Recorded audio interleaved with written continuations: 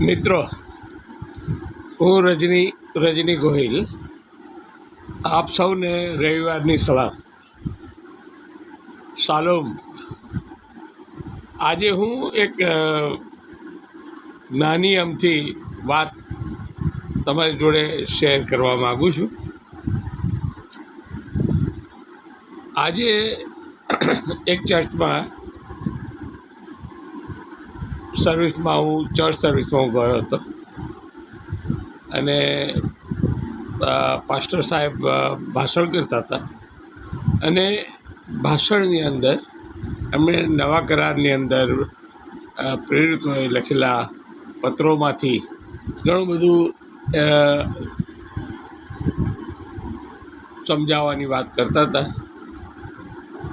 અને ઘણું સારું એમનું વક્તવ્ય હતું અને બહુ સારી રીતે સમજાવી શકતા હતા. અને એમણે જે વાત એક કરી બહુ સરસ, કે આપણે એમ કે એવું કદી ના કરવું જોઈએ આપણા જે આજુબાજુ રહેતા હોય એમની પાસે, કે એ આપણી આધીનતામાં આવી જાય એવું આપણે મનમાં પણ ન લેવું જોઈએ અને એવું કરવું પણ ના જોઈએ, એવું એમ કે આ પ્રેરિતો આપણને જણાવે છે. કારણ કે આધીનતા એ છેવટે બંધન તરફ લઈ જાય છે વ્યક્તિને, અને વ્યક્તિને બંધન તરફ જ્યારે જાય છે અને બંધન તરીકે એની જિંદગી, એનો સમય એ જ્યારે એ સામેવાળી વ્યક્તિ માટે થઈ જાય છે ત્યારે તે વ્યક્તિનું શોષણ થવું ખૂબ જ સ્વાભાવિક છે. આમ એક વ્યક્તિએ બીજી વ્યક્તિને પોતાની આધીનતામાં નહીં લાવવા માટે, એને બંધનમાં નહીં મૂકવા માટે અને તેનું શોષણ ન થાય એવું એમ કે બાઇબલ નવો કરાર શીખવે છે એવું તેમનું જણાવવાનું હતું. તે એકદમ સત્ય છે. પરંતુ જે આપણી સાથે હું શેર કરવા માગું છું તે એ છે કે શું એક વ્યક્તિ અત્યારે એવા સંજોગો છે કે એક વ્યક્તિ બીજી વ્યક્તિને આવી રીતે આધીન બનાવે, કોઈ બંધનમાં લાવી મૂકે અને બંધનમાં લાવ્યા પછી પણ એનું શોષણ કરે? શું એવું શક્ય છે? એક વ્યક્તિ બીજી વ્યક્તિને શું આવી રીતે કરી શકે? સ્વાભાવિક રીતે નહીં.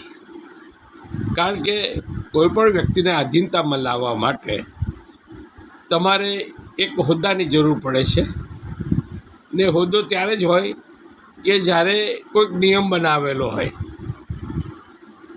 ને નિયમ જ્યારે બને છે ત્યારે એ વ્યક્તિગત કોઈ નિયમ નથી હોતા, પણ જે નિયમો જે બનાવવામાં આવે છે સંસ્થાના હોય છે, ને સંસ્થાનો વહીવટ કરવા માટે, તેને ચલાવવા માટેના નિયમો હોય છે.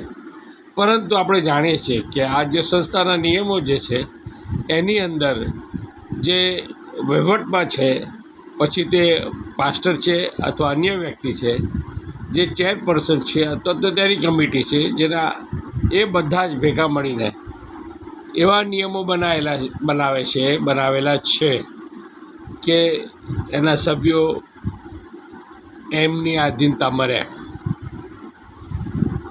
હવે આ આધીનતા છે એ કંઈ સામાજિક આધીનતા નથી, પરંતુ એ જાણે પણ આપણી ધાર્મિક આધીનતા છે.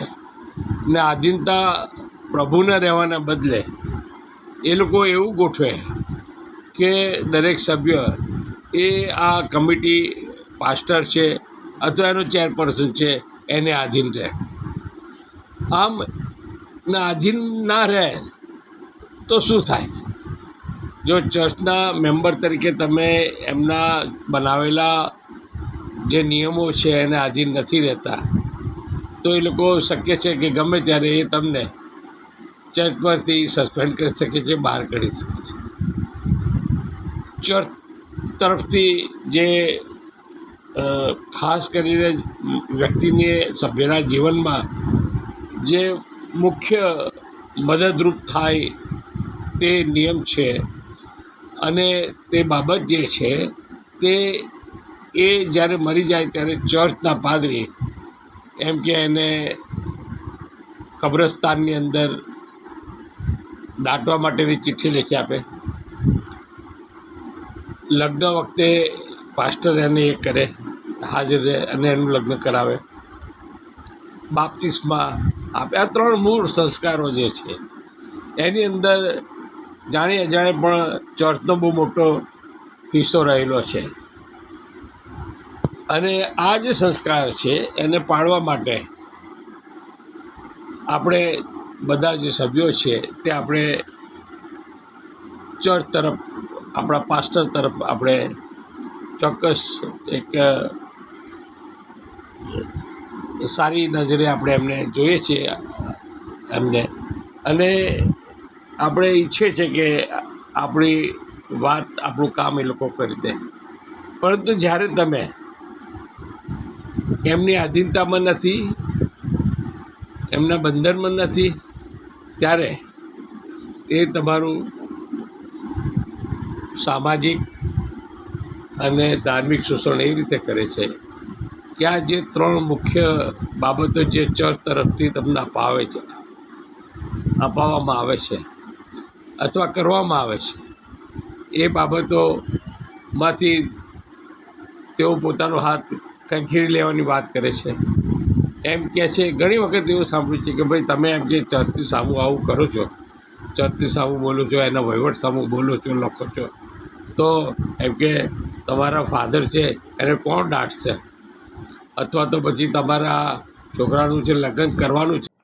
ઈસુ ખ્રિસ્તે કહ્યું કે તમે સત્યને જાણશો અને સત્ય તમને મુક્ત કરશે. નમસ્કાર, સાલોમ. આપ જોઈ રહ્યા છો ગુર્જર સમય યુટ્યુબ ચેનલ. હું છું રજની ગોહિલ. મિત્રો, આ મારો પ્રથમ પ્રયત્ન છે, જેથી ખાસ અપીલ કરવાની કે મારી આ યુટ્યુબ ચેનલને લાઈક, શેર અને વિશેષ સબસ્ક્રાઈબ કરવાનું ભૂલશો નહીં.